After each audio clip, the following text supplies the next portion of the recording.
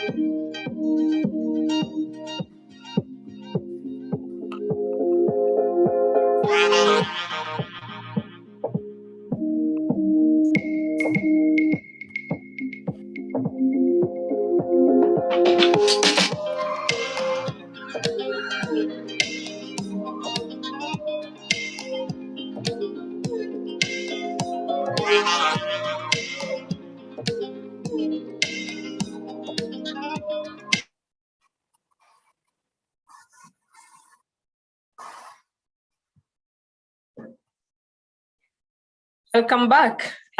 So I think we're ready to start now, and we wish to welcome you once again. For those who are just joining us, my name is Josephine Wawira. I'll be your co-host together with Wandera Kweyu, your super host. Asanteni sana. I see people are still streaming in. Karibuni. For those who will join us after, watatupata mbele ama sio. So I wanted to, give you some of the outcomes that you will expect from this webinar.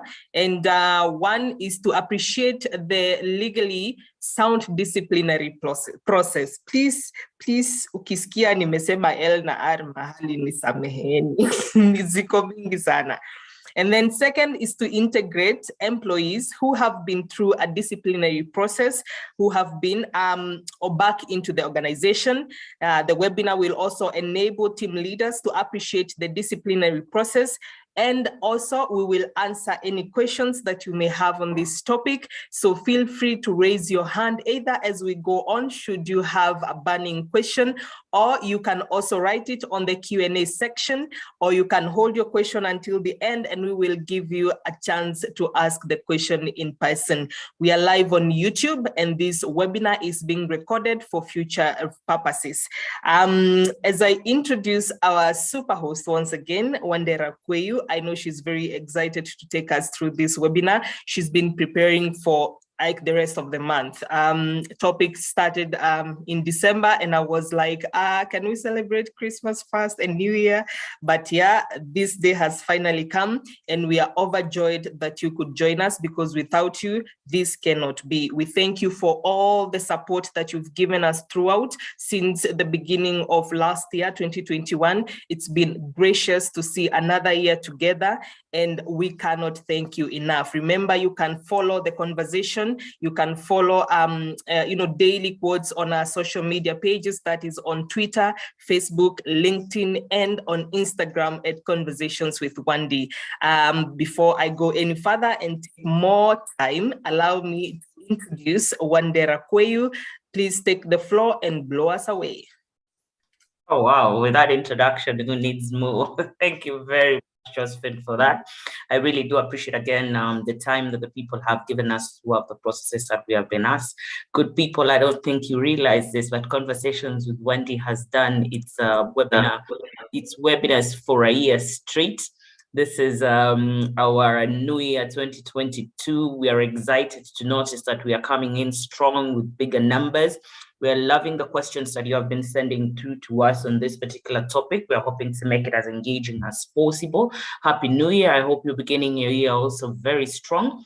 And we're looking forward to adding a bit of value to it. So like Josephine has said, continually engage us on our socials. You can email us at any point, and look out for big things this year as we just revamp this thing and put in more oomph for you and your comfort and your convenience. So yeah, let's do this, and let's talk about the disciplinary process in our country, that is Kenya.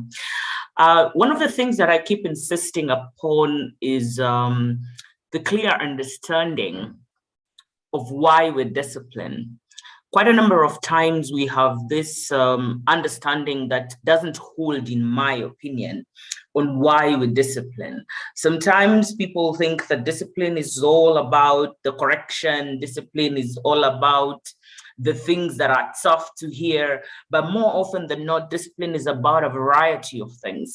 And it's a culmination of these things that can determine whether the disciplinary process in your organization is fundamentally beneficial to it, or it's something that actually makes the processes in the organization a little bit worse. So first things first, disciplinary processes should try as much as possible to be congenially adversarial. You know, they're adversarial in nature, but you can make it a little bit congenial. You can make it a little bit more respectful, with dignity. You can make it you can make the process be so safe and offer psychological safety for the people that are in the process. And how can you do this? We are going to talk about this in detail as we are continuing. So as we're going through this webinar, please remember disciplinary processes are not just about giving a sanction and giving what is the best way to put it? It's not just about the adversarial process. It's a little bit about more, yeah? And that's why I want to talk to you in a few minutes of detail on exactly why we discipline, right? One of the things that discipline actually helps you to achieve is the uphold of a workplace culture. You know, quite a number of people, I think you've heard this this statement consistently, people saying, strategy is eaten by culture for breakfast. The thing we seem to be quite not alive to, in my opinion, is the fact that people destroy the both before any of them wakes, yeah? When you're having a fantastic culture code, you're having a good strategy, the culture is activated, the strategy is able to be carried through the cultural practices, but then you're having the wrong people in the team, or you're having people that are not able to live by the culture code. All of those things that you're doing are just completely irrelevant, you know? When you're not able to have people in the team that are able to bring out your culture, they are able to live it, they're able to make your strategy be executed with finesse, you're going to lose the whole process. So what do?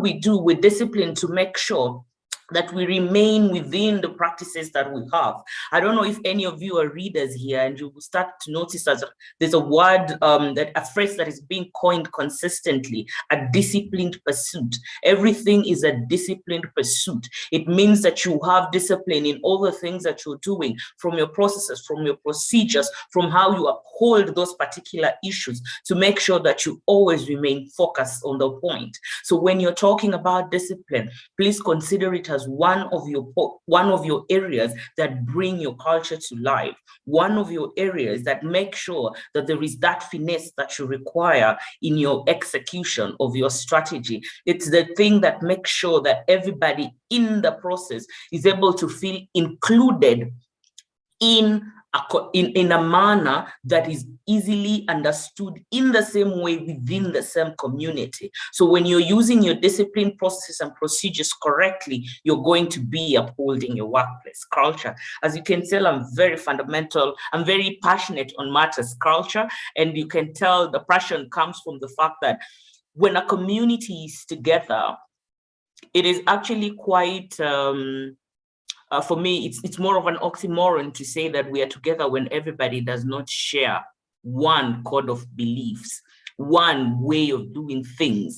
And you notice then that you're asking, if I'm doing things my way, the other guy is doing things their way, how do we meet? How are we able to have a sense of communal purpose? How are we going to achieve a communal goal when we are not having a communal understanding, a society that is enabling this community to operate and deliver in the way that it is expected to be delivered? Discipline plays a huge role in doing that. So ladies and gentlemen, in your organizations, try to start checking your performance and measuring, tracking how your discipline is actually influencing or helping to uphold your workplace culture. The next thing, as I have been speaking about culture, you can tell there is a fostering of congenial environments that occur when you're using your disciplinary processes properly. Now, congeniality is something that can be quite problematic, especially when there is no shared purpose. What discipline helps you to do is it helps you to consistently remind, consistently encourage that people need to behave in a certain manner. These behaviors, these value systems, these assumptions, this way of doing things, these processes that you have, the disciplined pursuit towards these things will create an environment that person that is a fit from this area, that other person is a fit from this area, they are able to operate from a point of knowing, and therefore the congeniality just automatically occurs. The other thing that you need to remember is that as much as the discipline process is able to do the beautiful things that I've spoken about, it also has the responsibility to be the ombudsman. It's a person that calls a foul here. It listens to the problem, and maybe the referee will wave play on, everything is going on all right. So the disciplinary process is very fundamental, especially in correcting problems.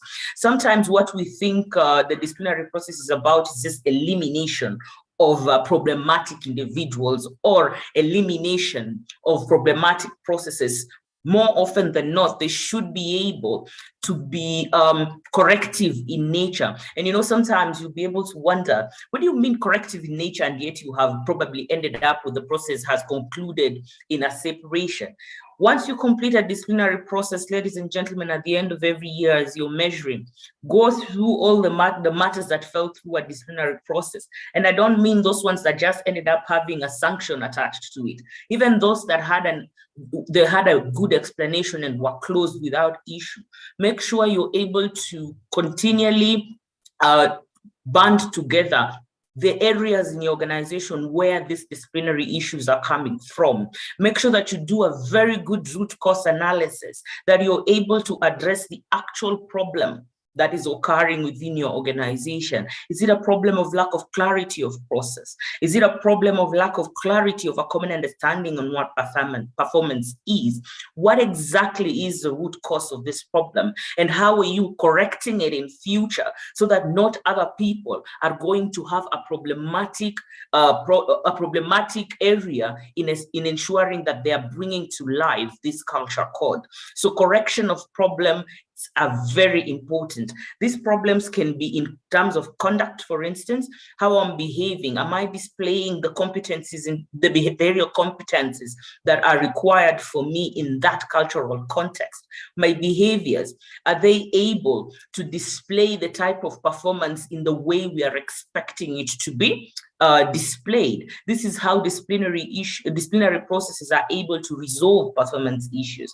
And when I'm talking about resolving of performance issues, again, I want us to be quite open in that understanding and know that I'm not just speaking about your performance issue, resolving performance issues through separations. No, sometimes it can even be a clarification of these processes. Again, go back to root cause, understand why are we having performance challenges?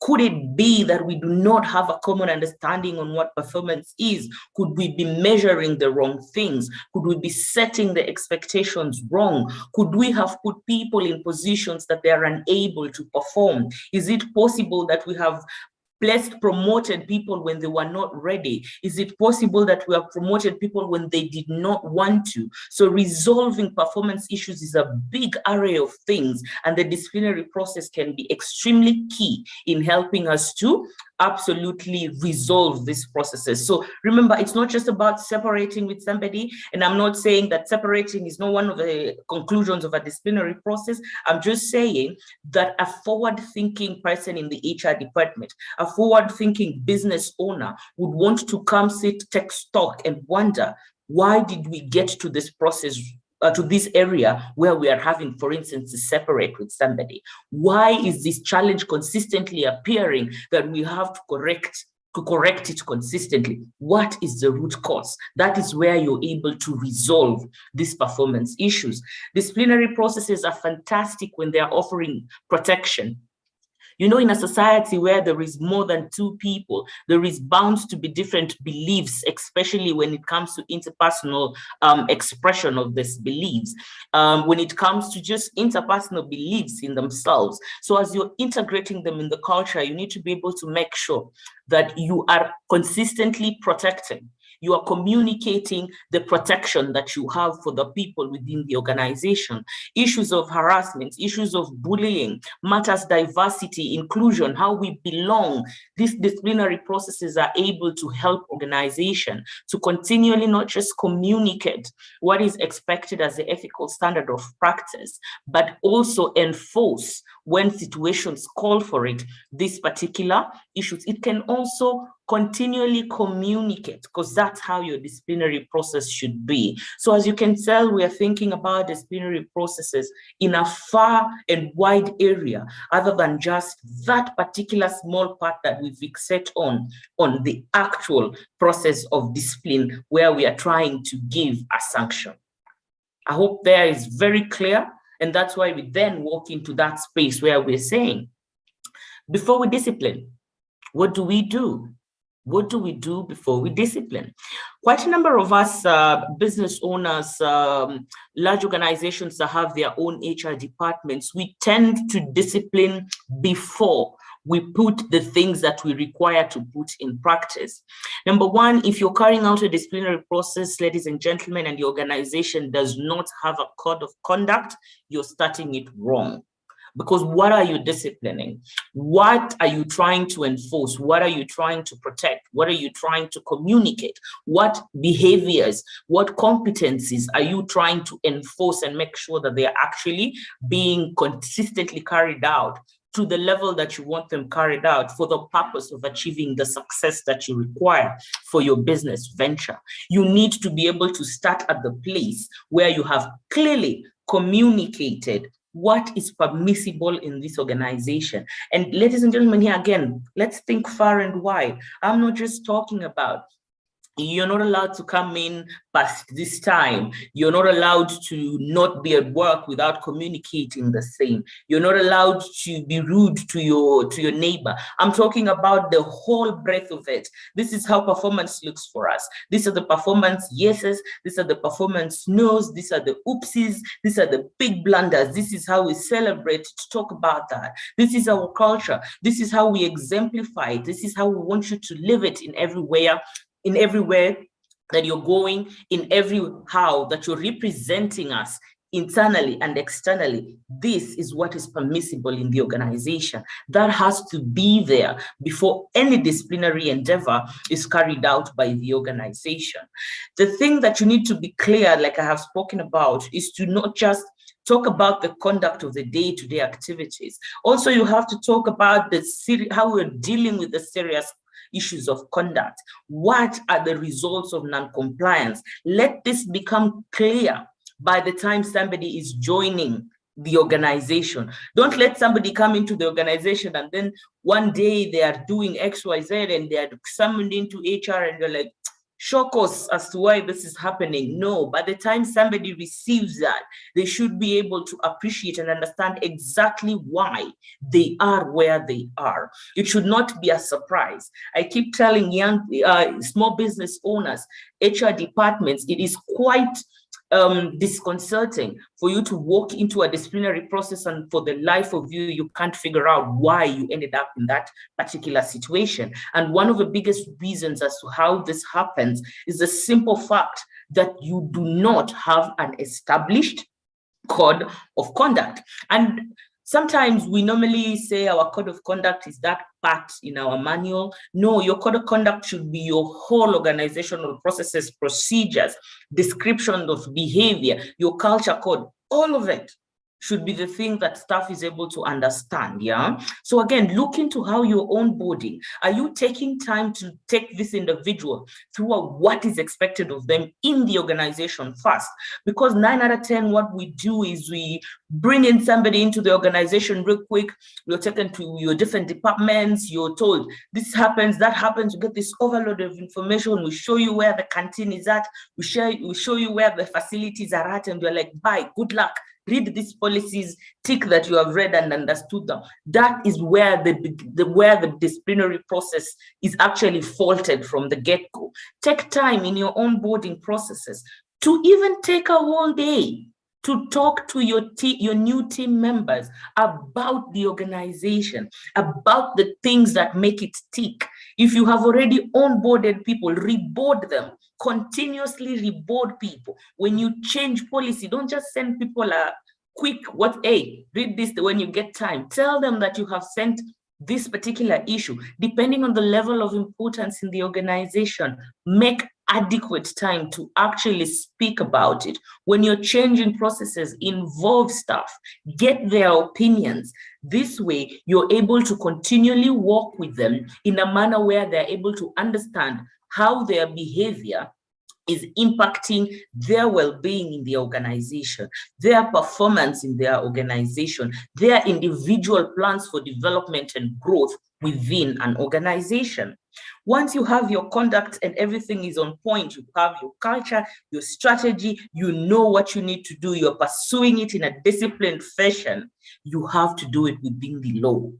Now, there is quite a number of processes that we need to be able to be quite aware of, and I will talk to them especially with regards to the Kenyan context as we are continuing. Multinational companies that are here, young businesses that are actually in different sectors, you need to be quite alive to the legal framework that is around you. The key things that you need to just be aware of is that you need to have procedural compliance.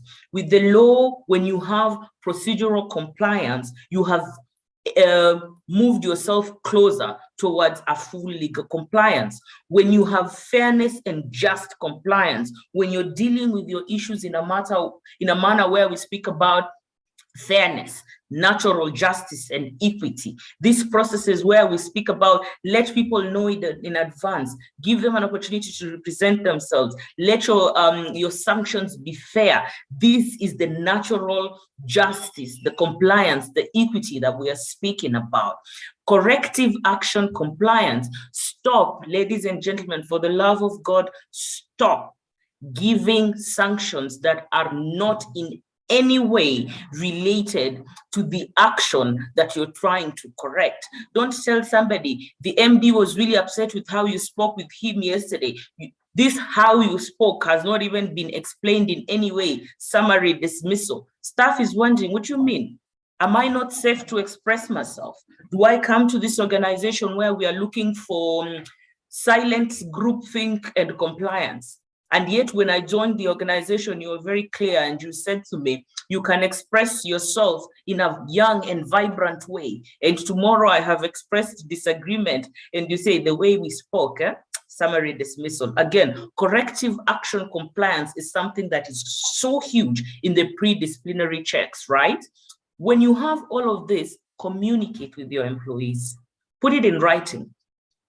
Matters that can cause an organization to go through a legal process that can expose them to legal risk should always be in writing. So ask yourself this every time that you're doing something. If this matter becomes adversarial, can it cause a risk to the business? What is the risk?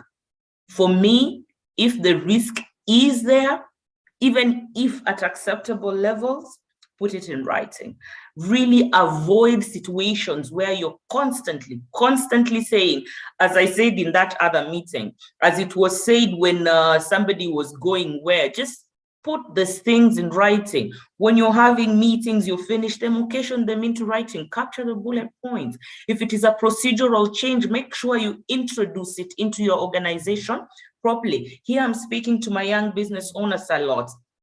Where you sit and you change things quickly because of the agility of the business, it is very important for you to have a procedure for amendments that is communicated very clearly with staff. I know the exigencies of business sometimes can make the process really quickly, but if you can be able to consistently communicate, update and communicate, use your social medias to do it. I mean, social internal medias in the organization. Use your own, that's your intranet. If you're having your office WhatsApp, your emails, do these things so that staff can be able to continuously communicate. When you're a young organization, call continuous meetings, staff barazas, brief them, tell them what is going on. Clarity is paramount. If your message is not clear, you're going to run into problems. I have recently learned something that if you're unable to explain something in 2 sentences or less, you probably have not understood it very well. So make sure that once you're speaking with your staff members, your teammates are able to explain the disciplinary processes in their organization in 5 minutes to the next colleague. Use your existing staff to onboard the new staff on disciplinary processes. Look at how they are doing it. Make sure that this is a place you're auditing your procedures from. Are they clearly understood? Do we have clarity? Is it communicated? That is one of the areas that you can just, use to spruce up your understanding of how your teammates are understanding your processes. Continuously educate. Do not relent on this particular area. Continuously educate, yeah? Make sure that your actions are showing compliance. Don't be that young business owner. Don't be that organization. Don't be that HR department that today speaks X and does 1, 2, 3. Be that organization, that HR department that speaks X and does X. It speaks 1, 2, 3 and does 1, 2, 3. Your compliance, if it is not through your action, you're also missing the point.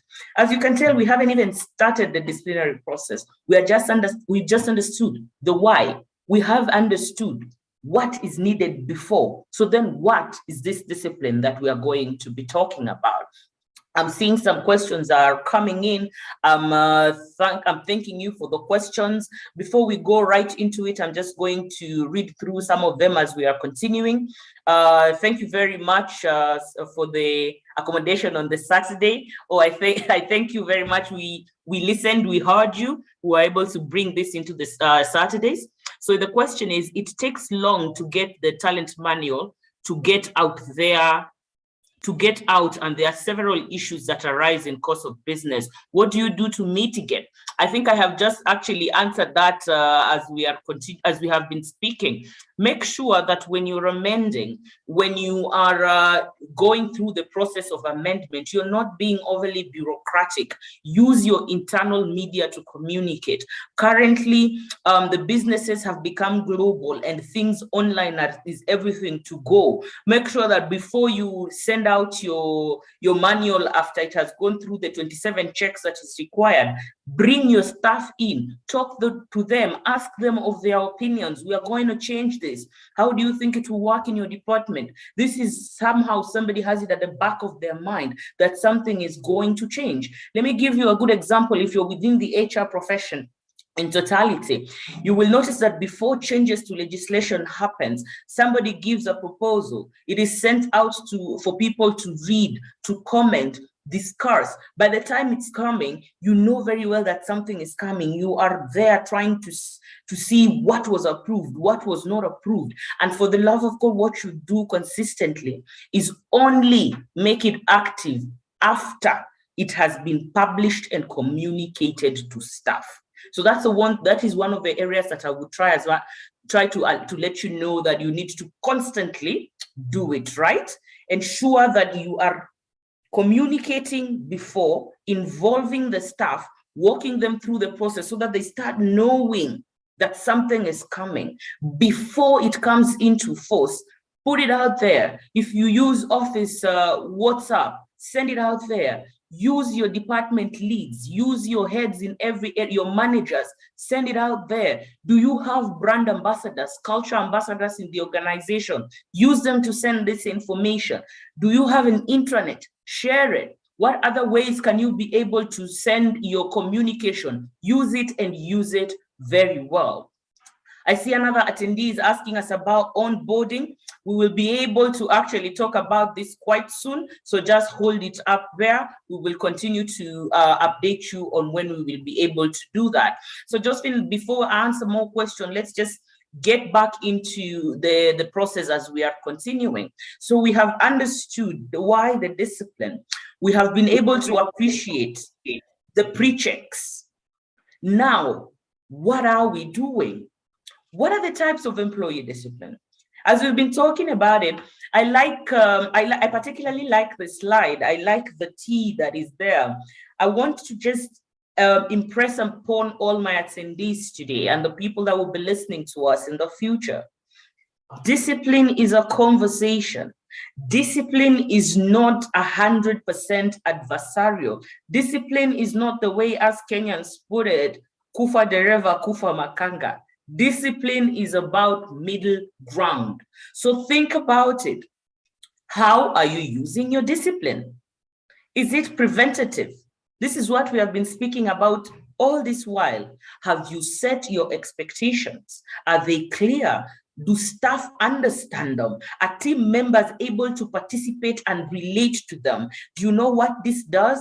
This brings about willing compliance. You know, when willing compliance is not there, ladies and gentlemen, you are going through a fool's errand. You're dealing with adults. You can't come and start mulling these people and shaping them into this direction. It doesn't work like that. These are adults. Adults need to understand, appreciate, and willingly comply. So use your discipline, your preventative discipline very well. Set your expectations right. Supportive discipline, give guidance. Give guidance. Not every time something goes wrong, you're just like, shock us, this and this. No. Give guidance.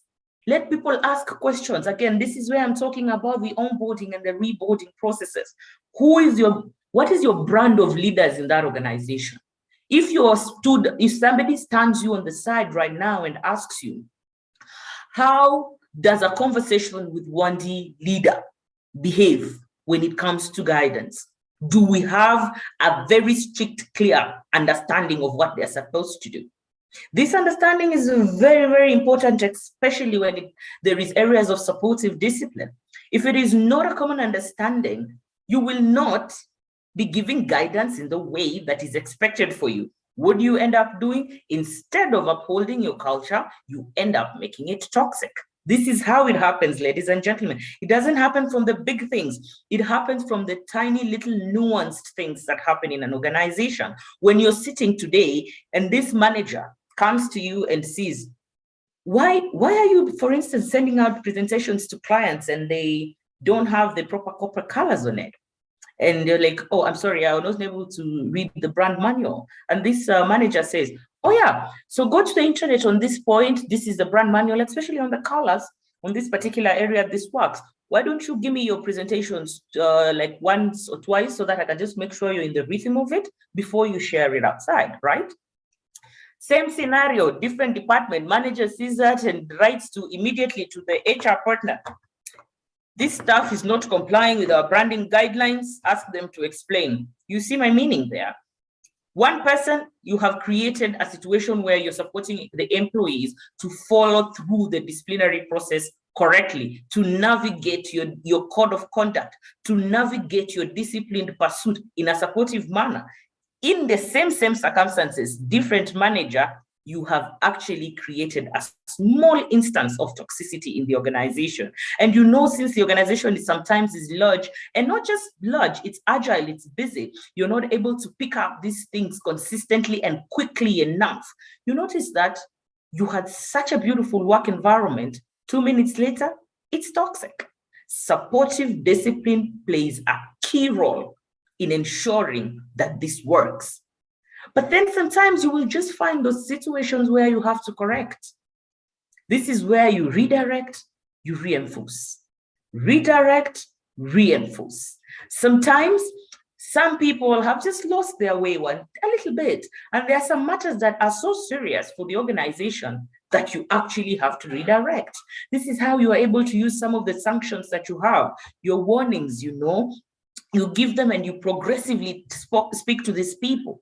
There are some that are just not acceptable. Like, for instance, there's quite a number of organizations where for them matters integrity are paramount. There's no conversations about them. When these things happen, you go through the process, they redirect you out of their cultural practice, because that is a matter that is just a no-no for them.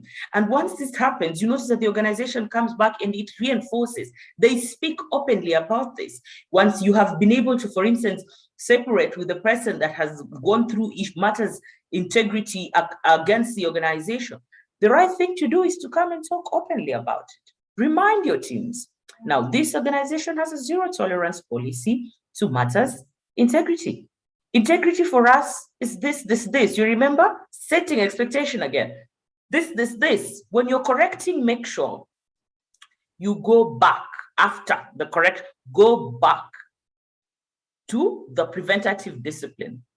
Go in and in detail on the supportive discipline, because that is the only way that you will reinforce for you to get what we call willing compliance. Again, remember, ladies and gentlemen, we are dealing with adults here. You can't just mold them into what you want them to be. Instead, you can explain your position clearly. You can set your expectations. You can guide. You can have conversations, and somebody will willingly comply with whatever it is that the organization needs of them. So yes, how do you approach discipline then? I like to put it in two simple ways. Discipline is first positive, then it's progressive. You've created the environment in terms of positive discipline. You've created an environment that fosters your appropriate behaviors. This is what we've been talking about. Your behaviors are so understood. They are so well encouraged, and they are consistently celebrated. People are participating willingly. People sometimes forget that disciplinary processes are actually very willingly participatory, complied with. For instance, do you honestly believe that somebody comes into the organization and does not willingly opt to respect the fact that this is an organization that has diverse people, diverse opinions, and we are including them? I am belonging in here because my wishes are respected. My diversity is recognized. My thoughts, my understanding, the way I do things is included in this culture. Don't you think that is easier for me to then come and extend the same courtesy to the person next to me, to the person next to you? This is what we call communal discipline. This is how we are able to progressively, willingly comply with this process. Also, it establishes constructive feedback mechanisms. And ladies and gentlemen, small business owners, HR departments, constructive feedback also means that the organization should listen to the feedback that its employees are giving them.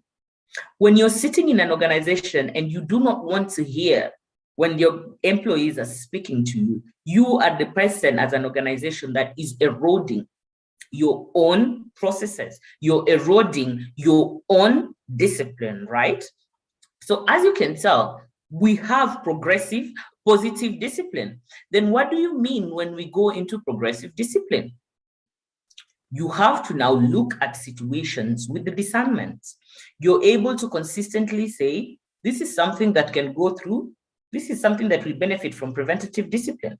This is something that will benefit from supportive discipline. Or we have to get into corrective discipline. Just like you remember when I started speaking, I said, don't pick the tiny little things and just go to the very extreme. I like the young ones when they say, don't be too extra. Just measure yourself, discern. I remember last year we gave a webinar where we're talking about leadership, and we kept insisting one of the marks of a leader is their ability to control, not really to control, to be in charge. I like that word better, to be in charge of their emotional responses to things, especially when those things are attacking, or you feel are attacking the person that you were. Let me give you a good example in this situation. When you don't know me and you've met me for the very first time, my voice can be quite threatening. So some people would just automatically want to move away from me. And somebody can sit and tell me one day, hey, your voice. I'll be like, that's rude. Why would you say that? You're imagining things.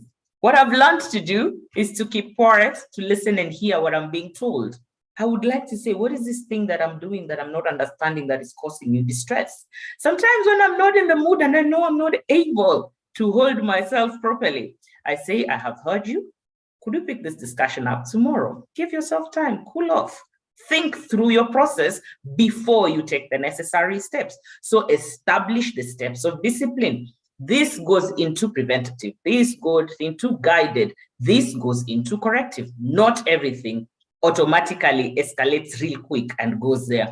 One of the things that I keep laughing about is when I sit with colleagues, we're networking, we're discussing, people always say, if that escalated real quick was a process, it will be the disciplinary process in an organization. You wake up one morning, everything is okay. Tomorrow, 0 to 100, real quick disciplinary process. Again, the severity of your situation should also help you when you're establishing your processes. Also, the severity of the discipline consequence needs to be graduated. Let not somebody have had a disagreement with the manager and you are suspending them without pay. Ladies and gentlemen, let's think through these things before we give a consequence to an action that does not correspond with the severity of the process, of the consequence that you're giving to this particular individual. So now let's walk into this process, because I know quite a number of us are waiting for one day to talk about the disciplinary process. So now, what is it about? I know that there's quite a number of questions that are going to come into this one, and I just want to take a few minutes to talk about this slide in detail. When I put it this way, quite a number of people would say, is this really it? It really is it. Most of the things that are there are just the nuances that are within each process, right? So let's keep talking about it. Number one, when you have approached that space where preventative discipline has not worked, where supportive discipline is no longer feasible, we have got to that stage where we have to correct and redirect. What do? This is where the legally sound disciplinary process comes into play in full force. Number one, request for an explanation. As you can tell, my words are very non-adversarial. If I could find easier words to use, I would have picked them up. But you know, I kept telling you that this process at some point, we have to admit it is adversarial. So we just have to be congenial as we are walking through an adversarial situation, right? So first things, in fact, before I get into the request for explanation, be clear, you're dealing with human beings. You are dealing with human beings. You're dealing with adult human beings. With that understanding, bring your H back into your HR practice. Bring your H back into your HR practice. As much as somebody has done something completely untoward, completely naughty, or they're just being a bandit throughout your organization, they're a human being. They are an adult human being. Principles of respect, principles of clarity in communication, principles of listening especially have to remain constant throughout the whole process. You remember when we were talking about the fairness and justice compliance, this is where we are coming at. So now let's talk about the procedural compliance.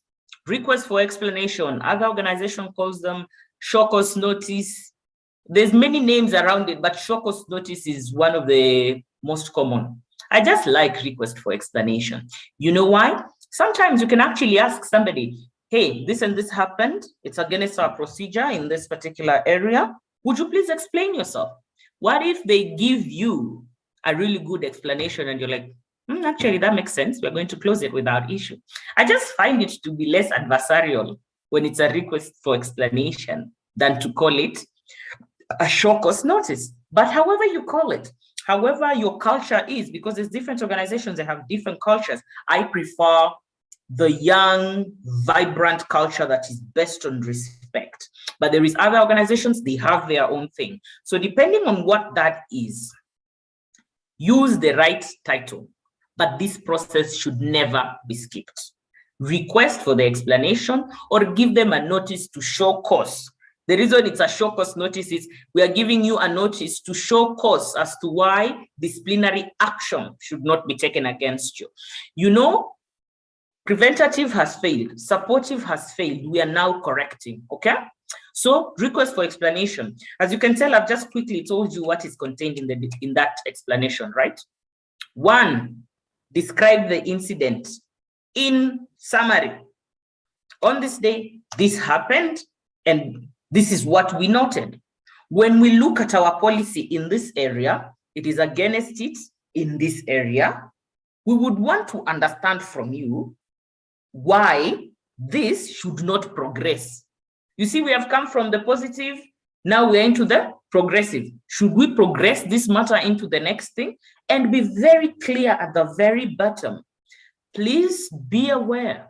I like using that statement consistently. Please be advised that this may result in a disciplinary process.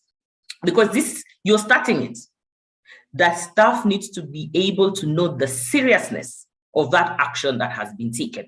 When you use those lines, however you phrase it, but once that comes out clear in the process, the staff already is in a frame of mind where they're knowing, okay, shots fired. I need to be able to explain myself clearly as we are walking through this. In your request for explanation, there is a lot of things that happen here.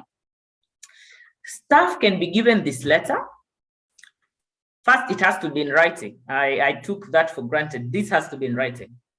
Staff can be given this letter and they are able to explain themselves. But you were so vague in your letter that you didn't give them the time within which they should respond, the manner in which they should respond, or maybe you didn't adhere to all the things that you told them.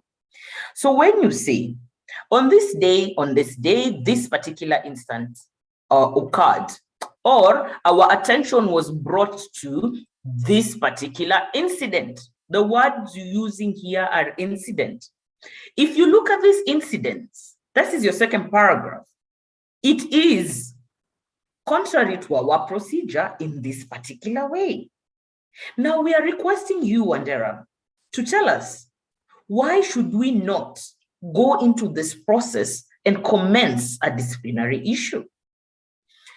I need you, Wandera, to tell me this, respond back to me in writing by this day, this time, with your explanation to this particular matter.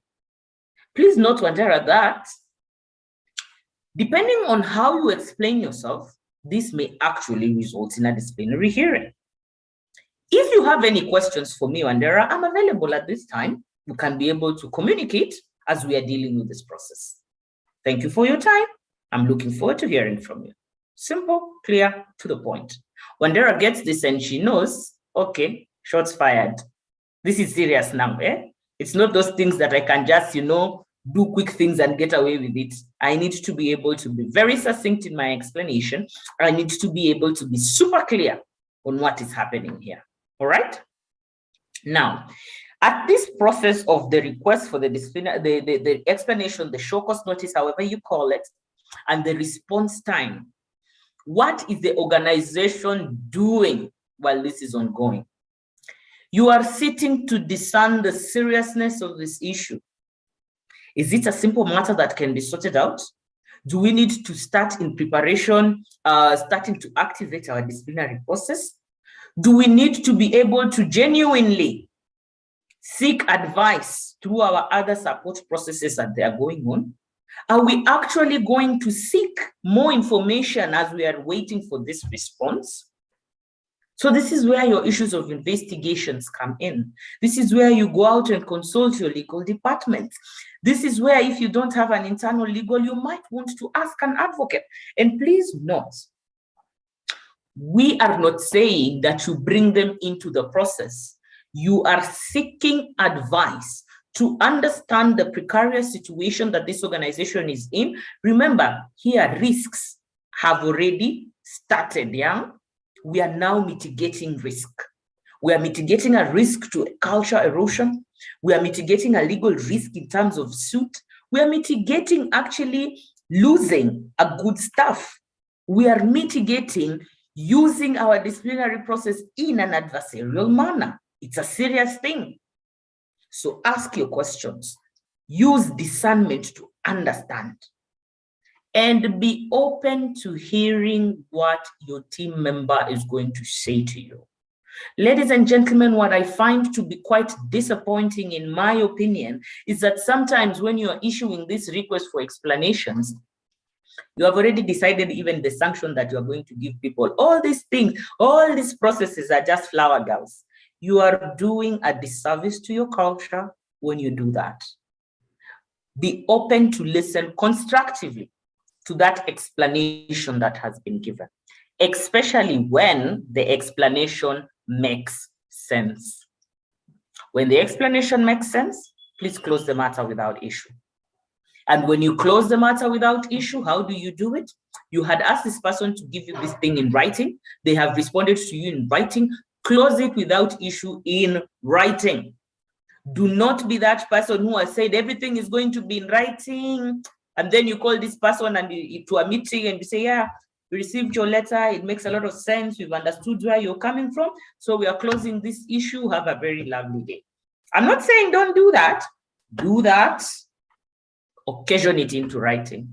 I even dare say, let every person that was in that meeting where you're closing it without issue sign something and say, yeah, this is actually what happened. Or yeah, I noticed, yes, I agree. This is what happened. We've closed this matter without issue. Occasion it into record. Put this thing in somebody's, in a place where it can be found. All right? Because when we lose this particular area, we tend to notice, we sit and maybe succession has occurred in an organization, and we're like, last year Wendy did something. What did she do exactly? How did that matter end? Put it into record. Let somebody be able to find it. This request for explanation was issued. This was done by the organization for purposes of background. This is what we were advised. This is how the process went. And when the explanation was found to be sufficient, we closed it. So that when you're dealing with it next time, or something like that arises next time, this becomes a data point for you. When Wendy does this again, you start to wonder, were we right when we were dealing with this particular issue? All right? So the request for explanation is key.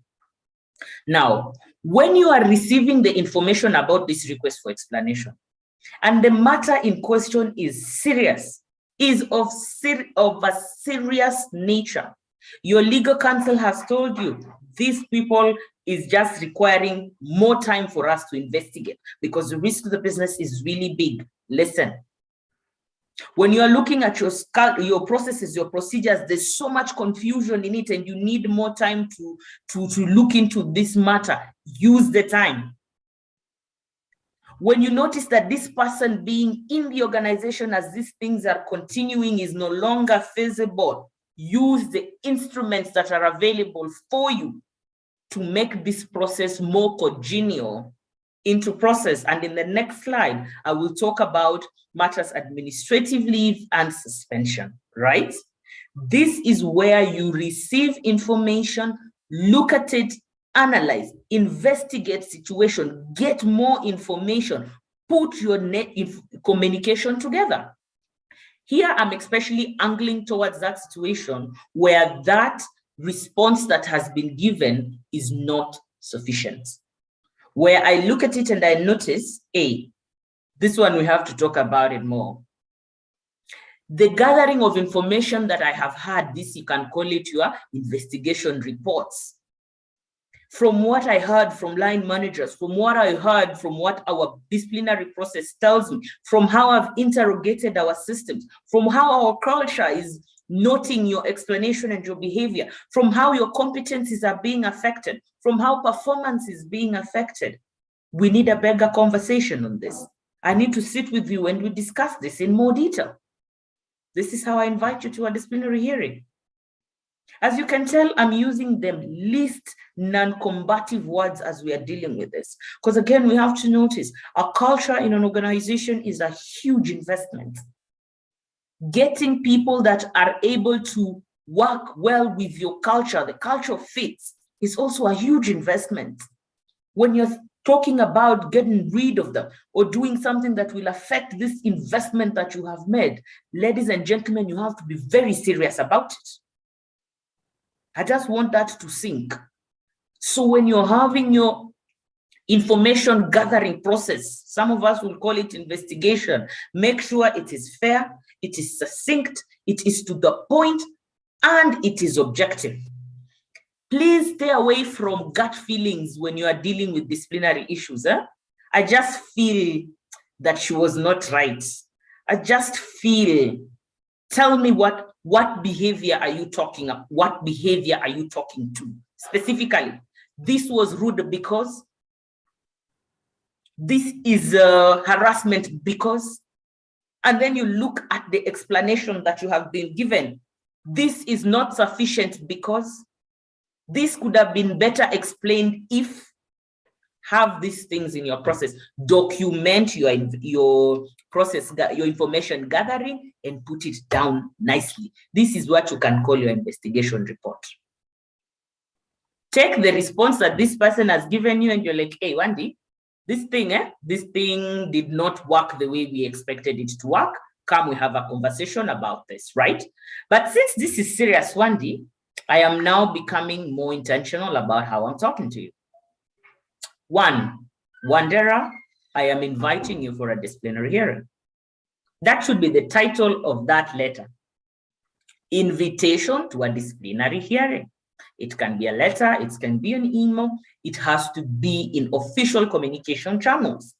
I know very well that technology has changed.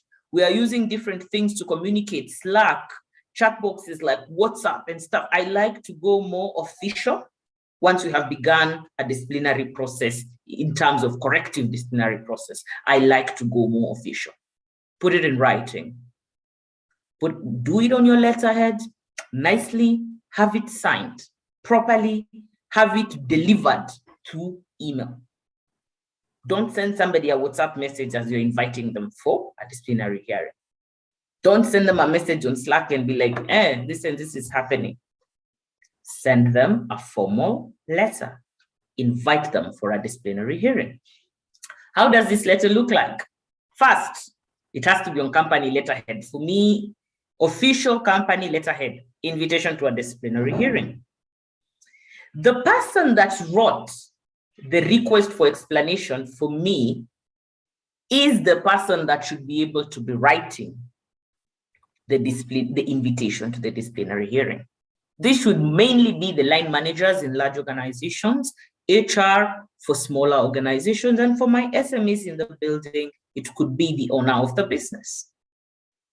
Invitation to a disciplinary hearing. I like it nicely in bold, underlined, so that we are not confused about what is going on here. Capture what has happened before as your first paragraph. On this date, we requested you to explain this particular issue.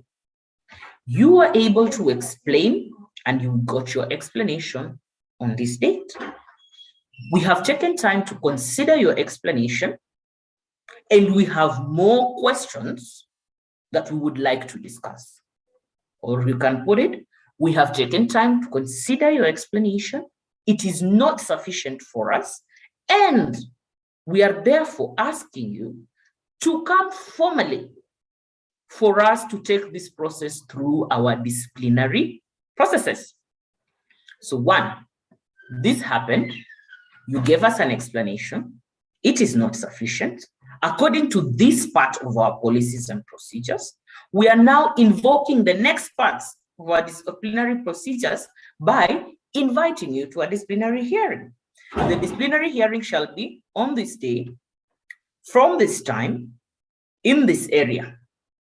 So you've given them the date, the time, the venue.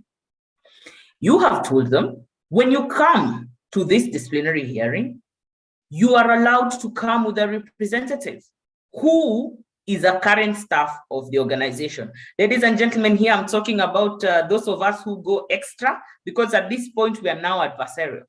If I come and say my representative is my advocate, absolutely not. That is not legal. It is not allowed.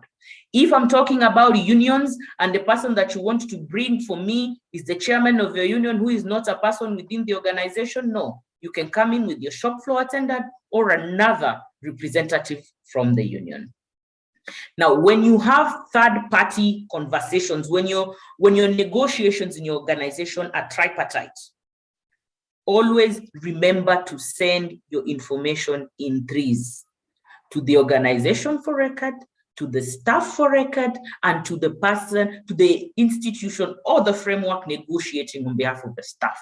Go back into your CBA, read it. What does it say? Go back into your internal procedures when you don't have unions. What does it say? Follow it to the latter. Some organizations are so expressive that they have actually given you a format for an invitation to a disciplinary hearing. Some of them have talked about it, but it is nuanced throughout their whole processes.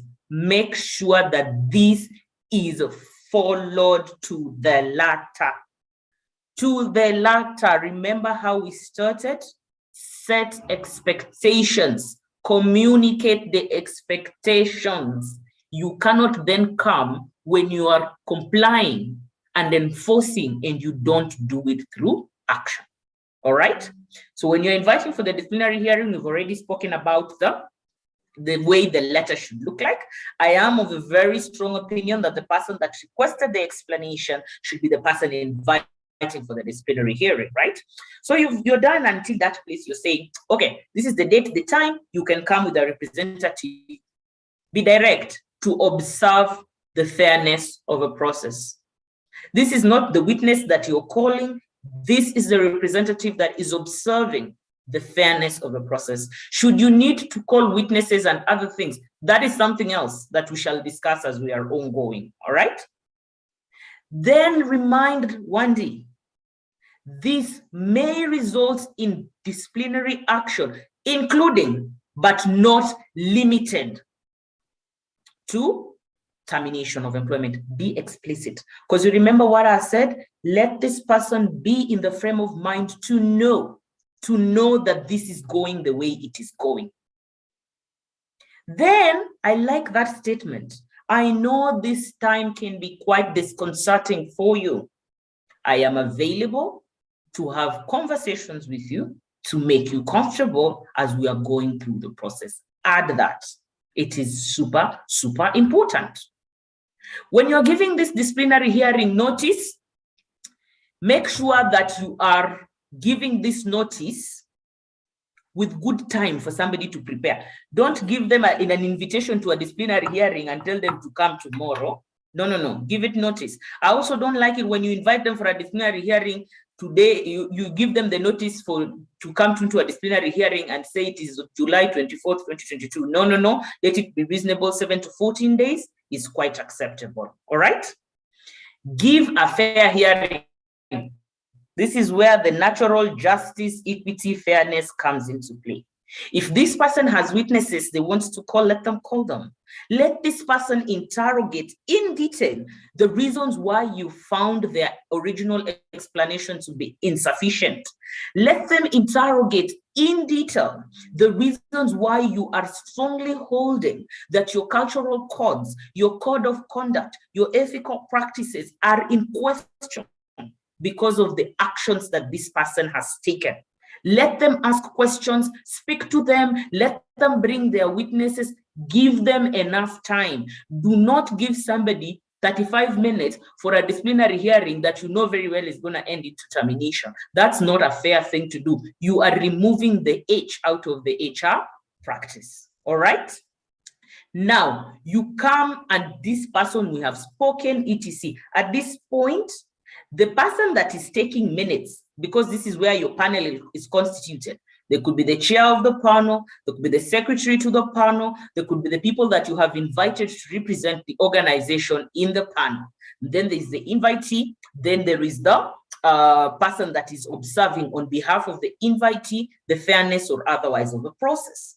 These people, somebody has to occasion it into record, take minutes, put it down, and make sure that the people that were in the disciplinary hearing read the minutes and agreed to the contents of the minutes having been captured to represent the true content of the discussion. At this point, ladies and gentlemen, you have not given a decision. You have just explained, you have listened to each other. Now take time to consider. This is where, as you are considering as an organization, you can seek legal counsel to ask you, okay, kumenda hivi na hivi na hivi, what do you people think?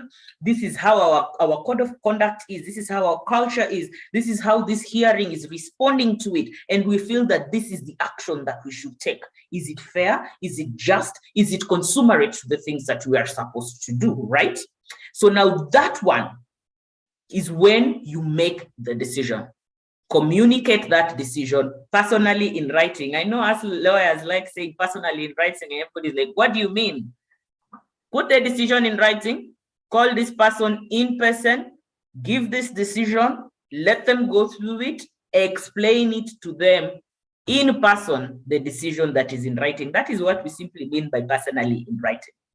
In this decision of yours, allow for time for appeal, depending on your disciplinary process, your CBAs again.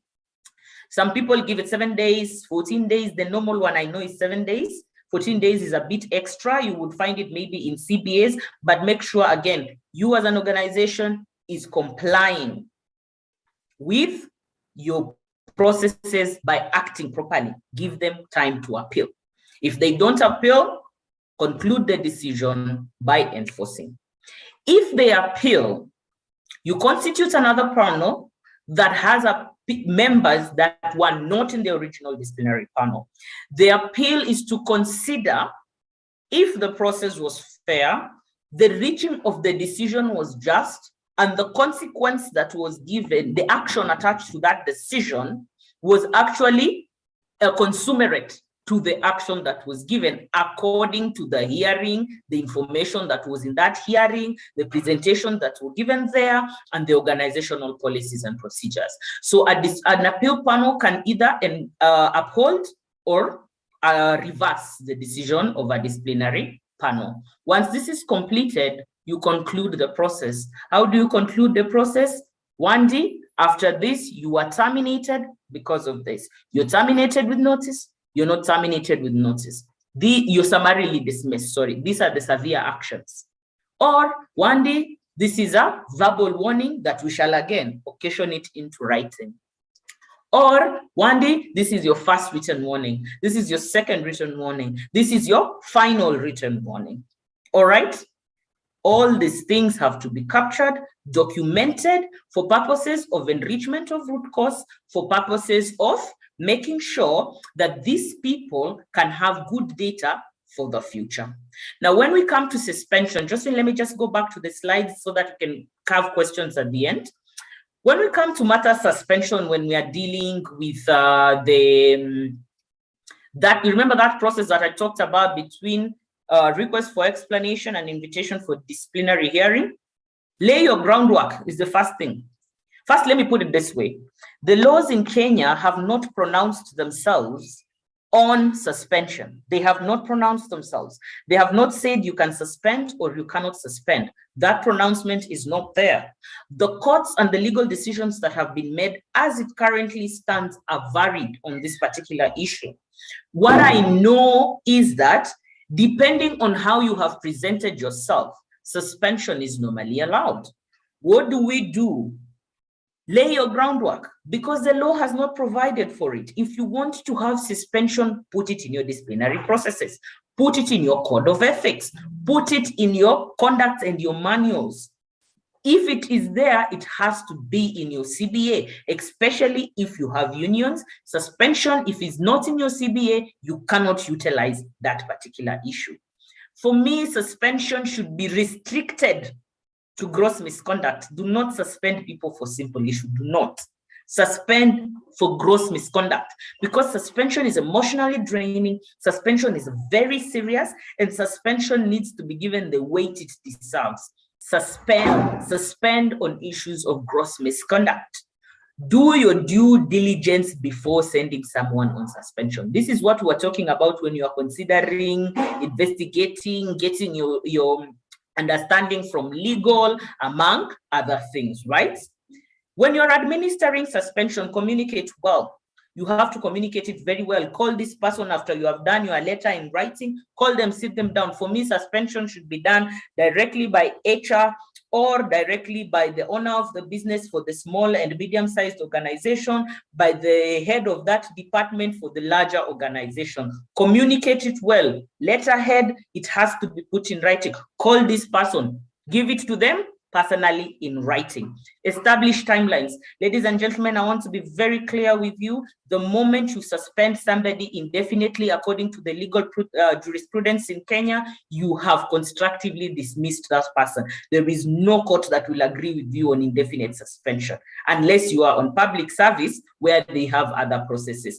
But suspension has to be within a time, and also that time has to be realistic. I know quite a number of people keep saying 6 months if it is a serious offense, 3 months. For me, expedited justice is fair. Expedited justice is equitable. So do it quickly. Preferably suspend with pay and with full pay, unless you have provided for it in writing. One thing that I know that people quite forget is that disciplinary suspension with half pay is not considered, it does not have legal standing in the law. I see people doing it, but you can tell very well that if you look at section, I think it is on the one that has the allowable deductions, there's no place that says you can suspension with half pay is a reason to not give somebody their full pay. But anyway, when you have it in writing and somebody has signed it off, it means that you have an agreement, right? You remember that when you have a contract of employment, is an agreement between an employer and an employee that follows some certain rules. So if an employee and an employer have agreed that we shall suspend we shall suspend with full pay, suspend with half pay, you are in a better off legal position because there is an agreement in process. It is also very important to note that suspension in itself is not a disciplinary action. So you can't say that you did X, we suspended you. No. You did X, we suspended you, we investigated, we were able to do the things we were able to do, then we called you in for a disciplinary process. Not that during our suspension, we find everything that you did was correct, we sent you home. No, come back in and follow the disciplinary process as is required. Again, utilize the H while you are using HR in this particular option. Ladies and gentlemen, this is paramount. The H in HR is very important in this particular option. Josephine, to the next slide. Now, what do you avoid while you're dealing with disciplinary issues? I have kept talking about all these issues, so I can just slide through them. Your failure to document puts you in problems. Your failure to investigate, your failure to communicate, when you discipline out of your code of conduct and your labor laws, when you fail to follow the process, when you fail to be the failure of reasonable consistency. Today, I did the exact same thing. I got a verbal warning. The next person did the exact same thing. They were dismissed. These things are pitfalls that honestly, we can't be able to avoid. Just into the next slide. Your disciplinary penalties. These are the big ticket items, yeah? You get your written warning, your warnings, they can be oral or written. Quite a number of times, it's very clear for us to know that a written warning is not a verbal warning is not a written warning, but a verbal warning has to be occasioned into writing. How is that done? We come, we discuss this thing, we have agreed, you're like, one day you've been given a verbal warning, you get this letter that says verbal warning on this day, this occurred, the conversation was held, and you were issued with your verbal warning. Depending on your warning count system, sometimes some people say on verbal warning number 4, you go into written warning. Sometimes some actions are just so big that you skip the whole verbal warning and go directly into the written warnings. Now, with the written warnings, it's 1, 2, 3. On your 4th, you can summarily dismiss, or you can just go with the severity of the offense and give your final warning directly on the first instance. Again, severity of the offense. Separation with notice. Sometimes you do things, they are not so serious that they fall into the summary dismissal category, but they are a dismissal anywhere, where you're dismissed and your pay package is 1, your salary up till the last day of work or on the day of dismissal. Then you get your notice pay as per your contract, your leave days earned but not used, etc. That is separation with notice. Then you come to summary dismissal. This is where it's gross misconduct, and you are summarily dismissed on that day. Ukitoka hiyo siku, you are given only up through the day you worked, no notice pay, you're given your leave days and any other monies that are earned up to you. Now, depending on how your internal policies are, depending on which CBA you have, you might note that the benefits given after disciplinary is different, but this was not the object of the discussion today. Today, the discussion was the disciplinary process and its penalties and how to navigate it. Josephine, next slide. Now, the role of a grievance procedure. What's a grievance procedure? Your grievance procedure is where you allow your employees to be able to raise their concerns and to raise their complaints, especially on matters discipline and the process of discipline. It's very important because it encourages positive discipline. If you're here from the beginning, you remember what positive discipline is all about. Grievance procedures allow somebody to express themselves, they're able to talk to them, the organization receives feedback, they hear you out, and they're able to help you through your processes. It also gives the organization a good opportunity to hear their staff out. When you have your disciplinary process, make sure that the apex of it is your grievance procedure. Josephine, to the slide where we say, let us hear your questions. If we can just fall back to the disciplinary procedure. So I will go on the questions that we have on the chats. I see an attendee has said, let me just go to see in the open questions. Josephine, you can help me. Oh yeah, I found them. Does staff have to approve the code of conduct before it's applicable? Absolutely, yes. You remember I said it's an agreement between employer and employee. So it has to be there, because even if you read the law, they keep telling you if you don't have a code of conduct and you're going to use the law as is, actually the law insists that you have a disciplinary procedure. So it has to be there. It has to be there. It has to be signed, yeah? Now, regardless of many HRs trying to not make disciplinary procedures adversarial, there is a culture in Kenya regarding disciplinary, whether we like it or not. How do we mitigate this? Go back to your culture. What does your culture say? Do you have a code of ethics and a way you do things that is the DNA of your organization? Do you know why people tell you culture is the one that eats strategy for breakfast? It's because your organization has to have its own things. It has to have its original story, its core purpose. It has to have its value system. It's the pillars that hold it, its beliefs and its assumptions, its artifacts. It needs to have its way of doing things, its speak, its process discipline. There are so many concepts and things that are called culture. The psychological safety of an organization. When you lack all of that, everything is just lackluster. You're not having a culture. When you have a culture, you can mitigate this question very well because you just do things in the way you are doing things as organization, that is conversations with Wandi. Like for us in our organization, we do not argue with each other. We have conversations. So the day I come in and I refuse to hear you, somebody will be like, that's very unlike CWW. What's going on here? You see, it's different. That speak in itself just helps us to mitigate this. So for me, the thing I have to say, the culture should not be the Kenyan culture. The culture should not be how Wandi has been culturally brought about.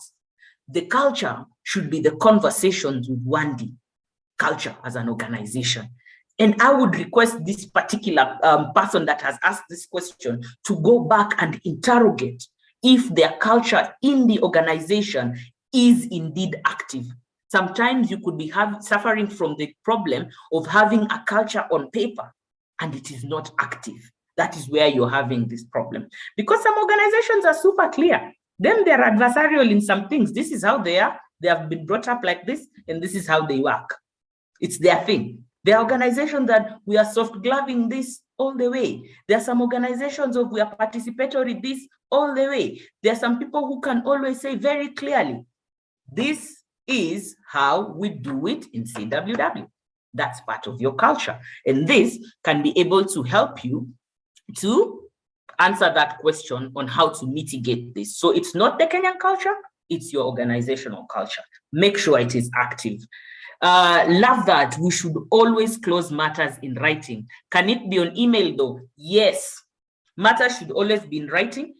The email for me should have the attachment of the letter that is on the letterhead, signed and everything, that is delivered through email. Don't write everything in the body of email. For me, when it comes to corrective action, put it on letterhead. Always, it is very important. Then deliver it through email. Now, what are the recommended timelines to close a disciplinary issue? More importantly, disciplinary issues classified as gross misconduct and call for summary dismissal. From the time you start the disciplinary hearing, please don't take more than 14 days. Actually, the law sort of says that when you complete 14 days, you need to officially extend the process. And it's also inhumane, especially when you have already started the disciplinary procedure. And believe you me, I'm not, no, for clarity purposes, I'm not talking about when you're investigating. I'm saying when you start the disciplinary hearing, within 14 days, you need to have delivered a decision, right? Also look in your CBA, especially where you have unions, make sure that that provision is not included.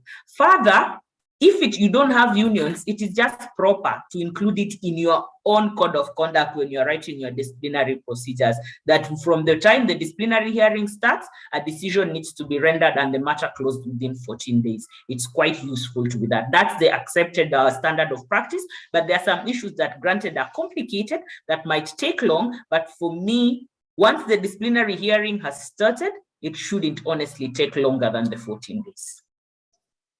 Josephine, I do not see any other questions. I don't know if you can guide me on the chat, what we have available. All right, so we do have questions on the chat, so I can maybe shoot those for you and then you can respond. We have Catherine M, who says that's the sad bit about it. We asked for explanation, but we already know the outcome and decided we are sending them home. We just do the process as a formality. That is one of the biggest failures of a disciplinary procedure. If you can be able to educate, especially your leadership. You remember when I said, what's your leadership brand? How is this leader supposed to behave? You can be able to at least help deal with that matter at that particular point. Because the moment you use progressive discipline as conclusive discipline, you have lost the point.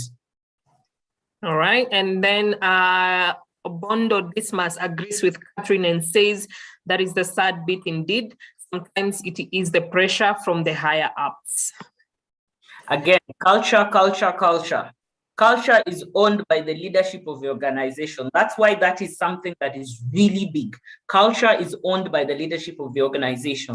So the higher ups, if they don't own the culture, you feel the pressure at the bottom, because then that's not even an active culture. That's something on paper. So let's try. Higher ups have the culture. Agreed with you, Wendy. Thank you for that. Dominic, asante for your question. You're saying in an incident where an employee is invited to a disciplinary hearing, he or she doesn't show up and decides to forfeit the employment, how can you handle that? Depending on how they have forfeited the employment, if they have forfeited it by resignation, you close the matter because you cannot refuse to accept somebody's resignation. If they resign, accept the resignation. You cannot, on the resignation, sometimes the issue, the matter they have done, the conduct is so heavy that you can't just say we have accepted your resignation. You say we received your resignation letter on this day following our procedure. We formally accept your resignation. We, however, want to note that you are in the middle of a disciplinary process and this matter was quite serious for the organization. This was the matter, and we appreciate that you are not willing to continue with us as this matter is continuing, but it is of importance for us to take note of that. You will start your notice pay, your notice will be served or whatever it is they've said, and then your payments will be like this, hand over your processes, thank you and thank you for your future endeavors. You can put it that way. There's those people who are abandoned just by not showing up. So when you send out the notice, the day lapses, you send them another notice of them not showing up. Then on the 3rd, you convene the panel and tell the panel, this person did not show up. They signed down that we signed, this person did not show up, this person did not show up. Then you give them, then the next 2 days, they don't show up, you dismiss them for cause because they have been absconding duty, end the process and report it as normal. All right, I think Noreen Shivati agrees with you and says the resignation trumps the disciplinary hearing, and that was yet to be completed, and there is case law on this one. So I think that's in agreement to what you have said. Judy Muchiri, you're asking, when it comes to warnings, first, second, and final, if the case is very dire, can you move from first warning straight to termination without giving second and final warning? Absolutely. If it is an issue of gross misconduct, you just summarily dismiss. And then Dismas Obondo, I think, agrees with that, says that should be taken. Complaint should not be part of the decision. And Judy also continues to say, also first time attending your session was referred. How can I get to attend more of these sessions? Thank you, Judy, for those, for the question. Asante sana for attending today, and thank you for joining us. We do update on our sessions on our social media pages. That is Conversations with Wendy on Twitter, Facebook, LinkedIn, and Instagram. We will also, if you allow us, keep your contact details so that we can reach out to you via email on our next session. So if you can just, chat us your email, and then we'll add you to our database. And then we hope to continue seeing you on our next webinars. We hold them on a monthly basis, and they are all free of charge. And then we have Esther Wangai. Please guide on the best approach when employees desert duty and do not respond to show cause or hearing invite. I think that one has already been responded to. We have Sheila Boy, a very informative session. Thank you. Judy, thank you for sending your emails. So Asante Sana, I think we'll ask Wendy to just mention one of our upcoming court learnings where we have detailed physical learnings or trainings for, specified topics. If Wendy, you can just touch on that so that our participants are informed and they are all also prepared if they would want to join us. Yeah, so we have finally completed curating our content for our labor laws training. We will be having it in cohorts, that means about 8 to 12 people maximum. This will be done Saturdays, 9 a.m. to 1 a.m. for 3 Saturdays. The content is quite rich, very practical, just like this. Like this is just a small part of the content. There is quite good handouts that will be given to help you to walk through, to navigate the labor laws of the country. You're highly encouraged to email us on info@conversationswithwendy to get more details about it. We look forward to having you there. And we actually are just also in the process of just working this out with IHRM so that you can be able to get CPD points throughout this content of ours. It's a very informative session. You will love it. You will network. I highly encourage you to join us as we do this. Awesome. So we will also send you the poster for that invitation for your consideration. Remember, the first cohort will be of 8 people. So first come, first serve. And then, of course, we will progress to the next cohort depending on the uptake. But we promise an interactive session. It's a physical one. So you get to interact directly with the conversations with Wandi team. And it's going to be exciting. And of course, as she has said, there's going to be certification. And there's a comment on the Q&A section by anonymous attendee. Final dues should be paid after how many days? That's a question. Sorry. On summary dismissal, they should be paid on the day of the dismissal, or on just normal dismissal, they can be paid with the next payroll, because this is guided by when dues become due on, I think it's section 19. When wages become due, section 19 of the Employment Act, I could be misguiding you on the particular section, but that's the section we take reference to. Immediately on summary dismissal, with the next cycle of payment on dismissal with notice. But normally I just like to encourage, especially summary dismissal, don't do it more than 7 days if you have extended. On that day, it's the best for summary dismissal, but on your next pay cycle for dismissal with notice is also okay. Awesome. So we are 2 minutes past our closing time, and we couldn't have been more, best timekeepers. We preach what we do what we preach. I don't know whether I say that right, but allow me to give a very, very, very big thank you once again to all of you for your participation. And I know, or we know, it's Saturday. We could have been in bed, extending our sleep after a long day or a long week of work, but you decided to join us. We cannot thank you enough. So asanteni sana for your time, for your engagement. It's been a very, very conversational session. It wasn't more of a presentation, yes, but your engagement, your questions made it a lot of fun for us. And we cannot wait to, get to the next one. These slides will be shared with you via your emails, and the updates have also been put up on our social media pages at Conversations with Wandi on Twitter, Facebook, LinkedIn, and Instagram.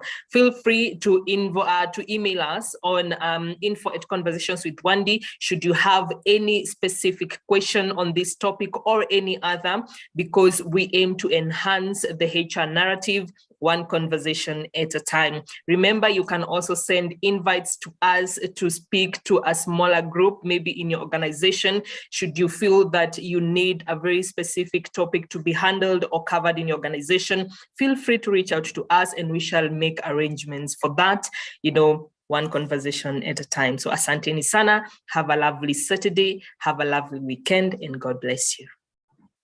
See you and bye.